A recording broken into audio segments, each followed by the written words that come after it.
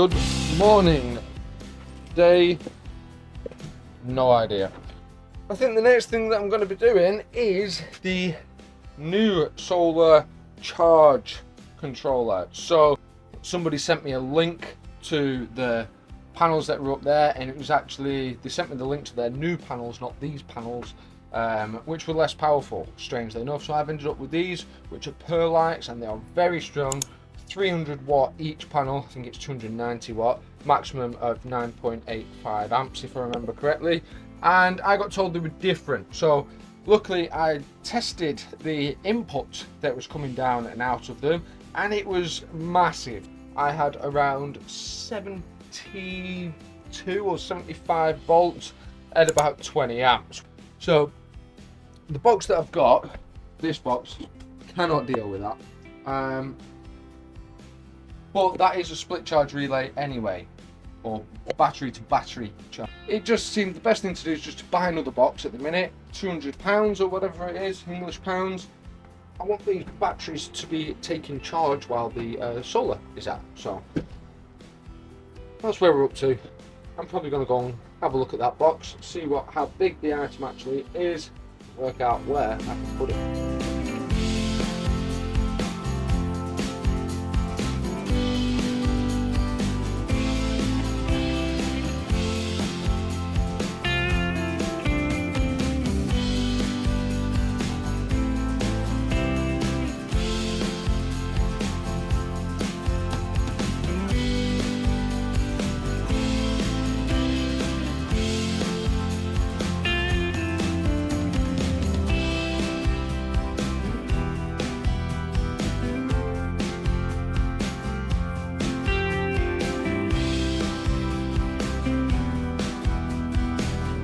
Alright guys, so there is actually a certain way in which most people do this, but I'll be honest, these aren't connected to anything. These are just wires coming in.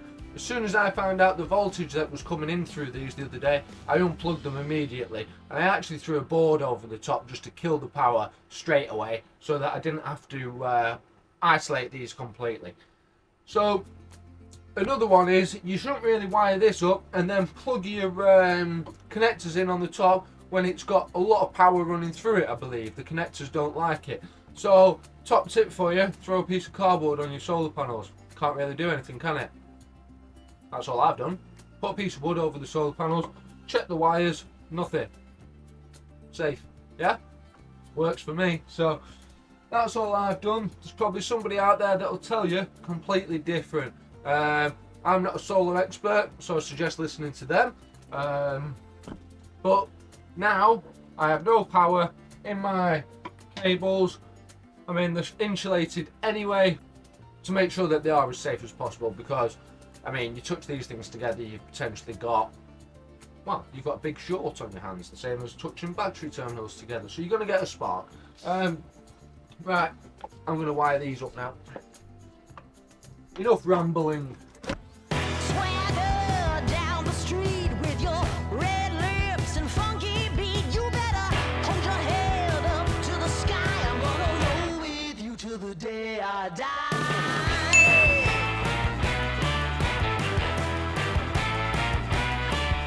Hey, swing those hips around. Can't stop, roll back down. My ladies, short, tall, thin or wide, always down and ready to ride. Okay guys, so an update as to where the power is going, because I don't have a clue.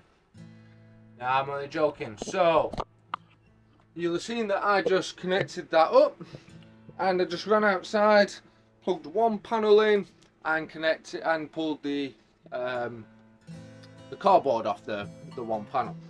Now instantly, as soon as we've charged that up, I'll show you.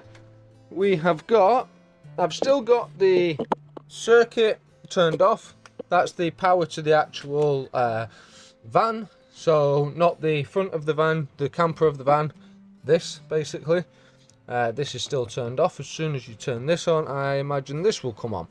So anyway, this gives me 27.4 volts from the solar right here. And then we've got 149 watts coming in. And then we've got 13.5 volts for the battery, it's saying 100% with 10.5 amps. And then we have, it's fluctuating a little tiny bit as you can see, and this is off with 0 amps. So what does all this mean? Well, I haven't an absolute Scooby. No, I'm only joking. I do know what it means. Connect them up in series or parallel, keep the voltage down, keep the amps high. I'll go and connect the other one up in a moment. Yeah, I'm just going to sit with this for 10-15 minutes. I'm going to have a coffee. I've not had one for ages. And then, hopefully, I'll let you know how the second panel's getting on. Okay, so you probably cannot see from there, but I have lights on. Now, I've just spent half an hour monitoring this, and everything seems to be okay. I did have a big scare, however, when I flicked my power switch on. So this isolator just here, that cuts all the power to the circuit. That's my big on off kill switch. As soon as I turned it on, everything should have lit up, lights on the circuit board, etc, etc. Nothing happened. I checked for power everywhere, and there was no power coming out of the RENOGY box. So I figured that it was only something within the settings of the RENOGY box. It can't be anything that I've done other than give it too much power. Now there's no way I've given that box too much power. It can take quite a lot, and it's all to do with load settings. You have to put a load setting in there. Now you can just very easily turn it on, so it's just 24 hours on. But there are other settings that you can have it onto, just on at night, just off at night, etc, etc. So it was just simply going into the menu of this and actually changing, well, turning it on basically. Now we've turned it on, everything lit up just like it should do, and all my lights are working like they were before, but it's all running through this solar box rather than the other solar box. I had another thought as well. I haven't got the fuse yet for an inline solar fuse. I'm waiting on those. So before I actually check the second panel going into this, I'm waiting for that fuse. But what I can tell you is I have got 28 volts with 130 watts, and that is pumping out at the moment around 9.5 amps. That's pretty good. That's a lot more. That's probably double what I had in the last one, and that's just off one panel. So I'm probably going to have 4 times the power of the last van, and I never ran out of power in that van. So I would say that this is 100% off-grid living. This is going to be able to take an inverter. Depends on how much you actually use that inverter to how damaged these batteries will become. If you don't use it that much, these will last a while. If you are hitting the inverter very hard, using a toaster, a microwave and a coffee machine and your laptop or computer and PlayStation, Xbox, all that kind of stuff all day every day, you will kill them batteries, no doubt. So you probably couldn't do that. But there we go. Update on the electrics. We're set up, we're done.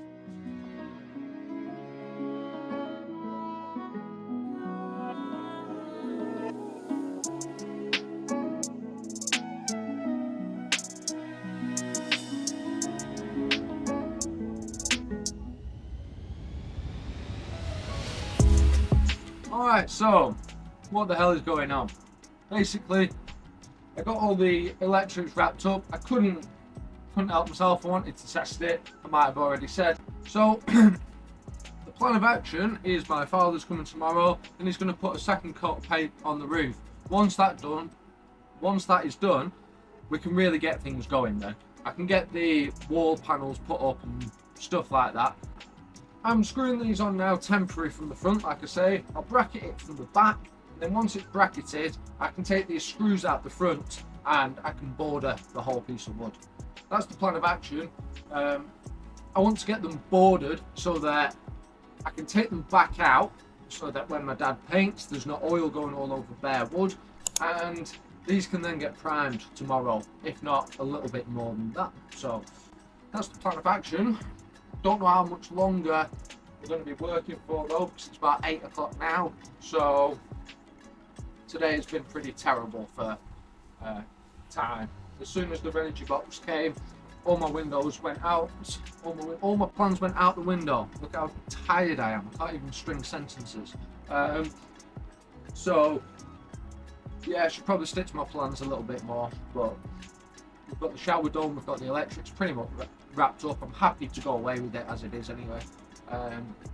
So now it's purely aesthetics and kitchen. That's it.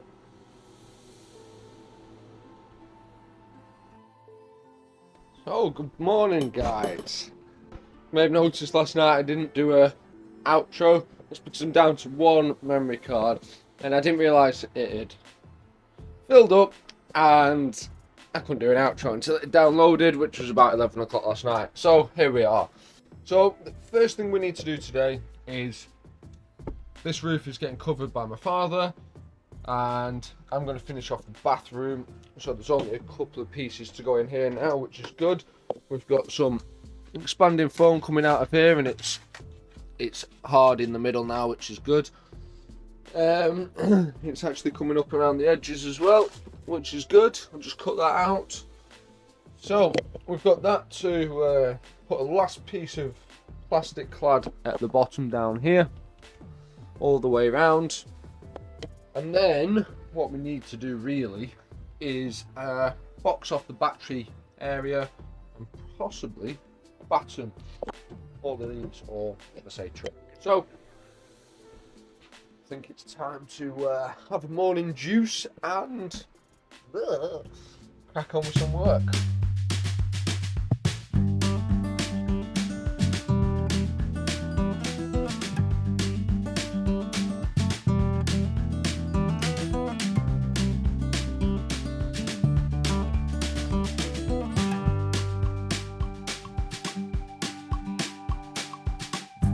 So, whilst we're waiting for the screws for all of this stuff, I'm going to finish off the trim in the bathroom. Got a few pieces left over, but should have enough to do it.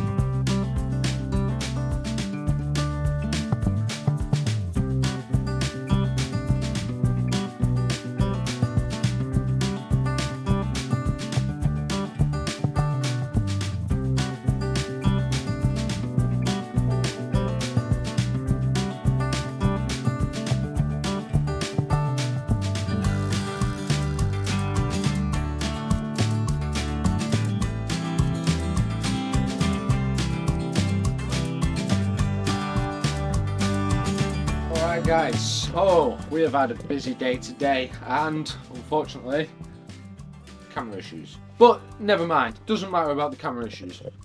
So we have got all of these in, this one in. Oh, it is raining outside, but I will quickly show you the entranceway. Not worked out exactly how I'd planned, but some of these have had to have screws put in the front. The only reason for that is I actually can't get to the back of these because of the framing that's there. So, tiny little bit of filler on these. I think that'll be okay. But I think it looks okay. I mean, obviously one of the edges was going to end up like that. That will pull in a bit more, but... And I have brought in these panels again because I want to get these in. It felt like so much more of a van when these were in. I can get all the wires just dragged through. So now the roof is oiled, I can do all the side cladding and we can actually get moving. So without further ado, let's carry on working.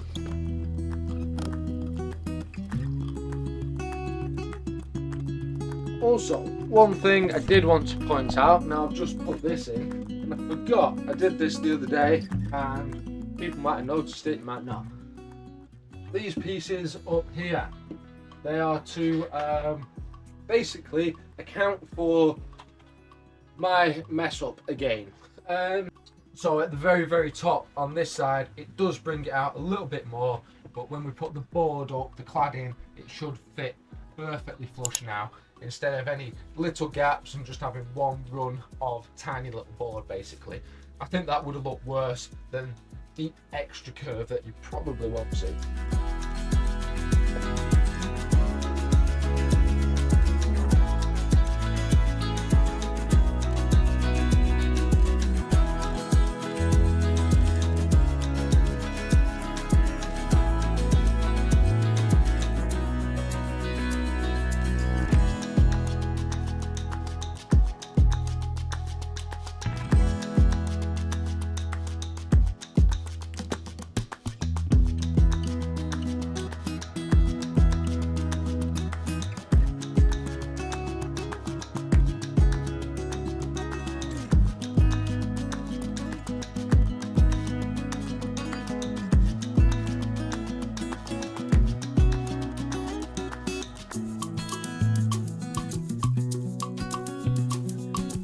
Alright guys, so you've seen that I've just wired up the window. Sounds a bit weird saying that, but yeah, I've got my window in place now. I've just put some brackets on it. It should hold it really well because it's actually quite stiff between the battens. So yeah, the brackets are just a bit of extra really. The wire, that I don't know why it was so short. I don't know if it's caught in the roof somewhere. It's definitely not got screws in it or anything like that. There's continuity to power, there's no problem. But I'm not going to put the actual USB in at the moment. That's because it still needs a final coat of paint and silicone, and I don't want them to get affected at all by that. I've got this in as well, and that's the same with this. I don't want to put any of my final bits on because it needs finishing paint on. It's not gloss, but it's in primer at the moment, so it's got a special kind of paint on it, and the primer's actually doing quite a good job of just showing me what it'll sort of look like in here at the moment as well.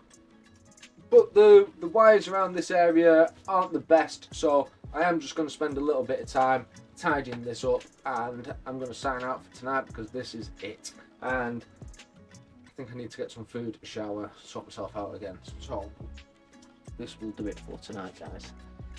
I'm going to finish this off, try not to fall over, just tidy it up a little bit.